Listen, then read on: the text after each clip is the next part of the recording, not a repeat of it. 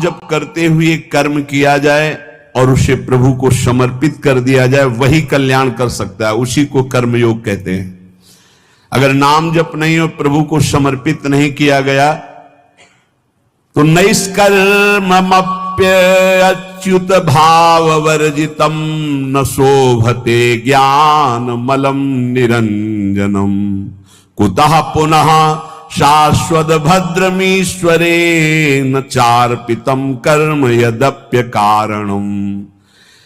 न शोभते ज्ञान मलम निरंजनम, यदि नाम जप नहीं है, भगवत भक्ति नहीं है, तो तुम्हें ज्ञान हो गया है निरंजन का, वो शोभा को प्राप्त नहीं होता है। जितने परम शुद्ध ज्ञानी हैं वो भगवान का भजन करते मिलेंगे, चाहे सनकादि हो, चाहे भगवान शंकर हो, चाहे शुक्राचार्य हो, परमहंस श्री सुखदेव जी या परम ज्ञानी जनक जी महाराज।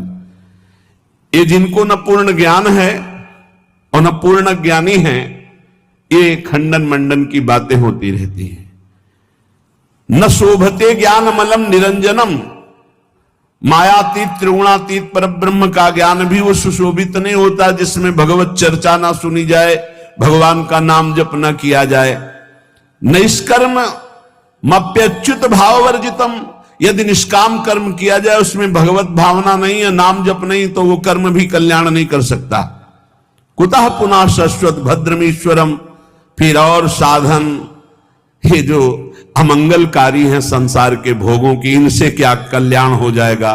ये जो कामना कृत कर्म, कर्म कृत कामना, ये तो बंधनकारी हैं। जो निष्काम कर्म भी हैं, यदि वो भगवद अर्पित ना किए जाएं तो लाभ नहीं मिलेगा। इसका भाव समझिए। अगर ज्ञान है और भजन नहीं तो ज्ञान किसी काम का नहीं। गोस्वामी जी ने इसी श्लोक को सरल भाषा में लिखा है, जोग कुजोग ज्ञान अज्ञानू, जहां नहीं राम प्रेम पर धानु, सो सब धर्म करम जरी जाऊ, जहां न राम पद पंकज भाऊ। वो जोग कुजोग है, वो ज्ञान अज्ञान है, जिसमें भगवान के चरणों में प्रेम न हो, उनका नाम जप न हो, उनका गुण कीर्तन न हो। वो कर्म धर्म सवाग लग जाए जो भगवान के चरणों में भाव न प्रकट करे, वो यहां कह रहे हैं। न शोभते ज्ञान मलम निरंजनम, मायातीत विशुद्ध जो त्रिगुणातीत ज्ञान है, यदि भगवान के चरणों में भक्ति नहीं, नाम जप नहीं, भजन नहीं, तो वो ज्ञान किस काम का। वो निष्कर्म कर्म भी किस काम का, जो अच्युत भावनाविहीन, भगवत भावनाविहीन, भगवान को अर्पण नहीं किया गया। फिर वो काम कर्म जो बंधन कारक है, उनकी तो चर्चा ही क्या है। एक बार देवर्षि नारद जी ने देखा भगवान बहुत प्रसन्न हैं, तो भगवान से कहा, क्वा त्वं वससि देवेश मया पृष्ठस्तु पार्थिव, विष्णुरेवं तदा प्राह मद्भक्ति परितोषितः। प्रभु यदि मेरी भक्ति से प्रसन्न हो तो मैं आपसे एक प्रश्न करता हूं, क्वा तुम वससि देवेश, आप कहां रहते हो। मया पृष्ठस्तु पार्थिव, हे देवेश्वर, यद्यपि मैं अपने संतुष्टता के लिए पूछ रहा हूं, आप वैसे कहां रहते हैं, आप बता दीजिए। भगवान ने कहा, ना हम बसामि वैकुंठे योगी नाम हृदय न वै, मद्भक्ता यत्र गायन्ति तत्र तिष्ठामि नारद, तेषां पूजादिकं गंध पुष्पाद्यैः क्रियते नरैः, तेन प्रीतिं परां यामि न तथा मत् प्रपूजनात्। मत् पुराण कथां श्रुत्वा मद्भक्तानां च गायनं, निन्दन्ति ये नरा मूढ़ास्ते मद्वेष्या भवन्ति।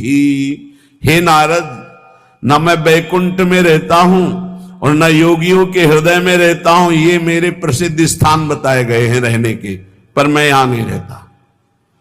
मैं वहीं रहता हूं जहां मेरा भक्त नाम का कीर्तन करता, मेरी चर्चा करता, मेरे गुणों का गान करता है। यदि मनुष्य गंध पुष्पादि के द्वारा मेरे भक्तों का पूजन करते हैं तो मुझे इतनी प्रसन्नता होती है कि जो एक मेरी पूजा करे तो मैं उतना प्रसन्न नहीं होता जितना मैं अपने भक्त के पूजन से होता हूं। वो मूर्ख जो मेरी चर्चा करने वालों का, मेरे नाम कीर्तन करने वालों की निंदा करते हुए मेरे द्वेष के पात्र नहीं जानते कि जहां मेरी चर्चा होती है, नाम गुण कीर्तन होता है, वहीं मैं वास करता हूं। मद भक्ता यत्र गायन्ति तत्र तिष्ठामि नारदः। नारद जी ने पूछा, प्रभु किसकी मां धन्य है, किसकी जन्मभूमि धन्य है और किसका कुल धन्य है? मां धन्यवाद की पात्र कौन है? तो कह रहे हैं, समाहितो ब्रह्म परो अप्रमादी शुचिस्तथैकांत रतिर्जितेन्द्रियः समाप्नुयाद योगमिमं महामना विमुक्तिमाप्नोति ततश्च योगतः कुलम पवित्रम जननी कृतार्था वसुंधरा भाग्यवती च तेन विमुक्ति मार्गे सुख सिंधु मग्नम लग्नम परे ब्रह्मणि यस्य चेतः। आहा, जिसके यहां ऐसा पुत्र पैदा हो गया वो मां धन्य हो गई। कैसा? समाहितो ब्रह्म परो अप्रमादी, जो अप्रमादी है, प्रमाद शून्य है, रात दिन भगवत भजन में लगा रहता है। ब्रह्म परो, भगवत चिंतन परायण। समाहितो, एकाग्रचित, जो एकाग्रचित से रात दिन प्रभु के भजन में लगा रहता है। शुचि, पवित्र, शरीर से मन से, तथा एकांत, एकांत चिंतन करने वाला, और जितेंद्रिय, जो अपने इंद्रियों को वश में कर लिया है। समाप्नुयाद योग मिमम महामना, जो मेरे ऐसे योग को प्राप्त हो गया। योग तेसाम सततयुक्ता नाम भजताम प्रीति पूर्वकम ददामि बुद्धि योगम तम येन माम उपयांति ते। जो निरंतर भजन करता उससे बड़ा कोई योगी नहीं। सबसे बड़ा वो योगी वही जो समाहित चित्त, एकाग्र चित्त होकर के निरंतर भगवत चिंतन में रात दिन डूबा रहता है। ऐसा जो मेरा भक्त है तो कुलम पवित्रम, उसका कुल पवित्र हो गया। सो कुल धन्य उमासुन जगत पूज्य सुपनीत, संपूर्ण जगत का बंदनी कुल हो गया जिसके यहां ऐसा बेटा पैदा हुआ जो रात दिन भजन करने वाला। कुलम पवित्रम, कुल का कुल पवित्र। जननी कृतार था, वो मां कहलाने योग्य है। जिसके ऐसा बेटा पैदा हुआ वो कृतार्थ है।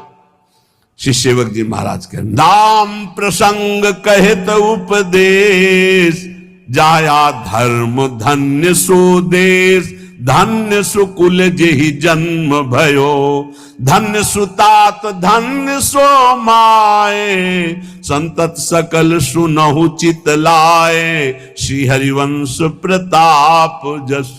वो देश धन्य, वो कुल धर्म, वो माता धन्य, वो पिता धन्य, जिसके यहां नाम जापक प्रकट हो गया।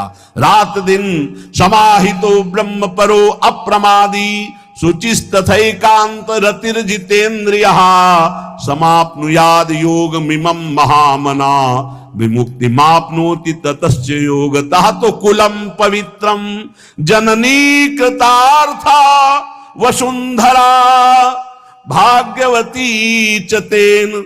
धन्य है वो भूमि, तीर्थ हो जाता है जहां भक्त प्रकट होता है, वो भूमि बंदनी हो जाती है। भगवान शंकर जी एक बार एक जगह प्रणाम कर रहे थे तो पार्वती ने पूछा ये कौन सा तीर्थ स्थल है?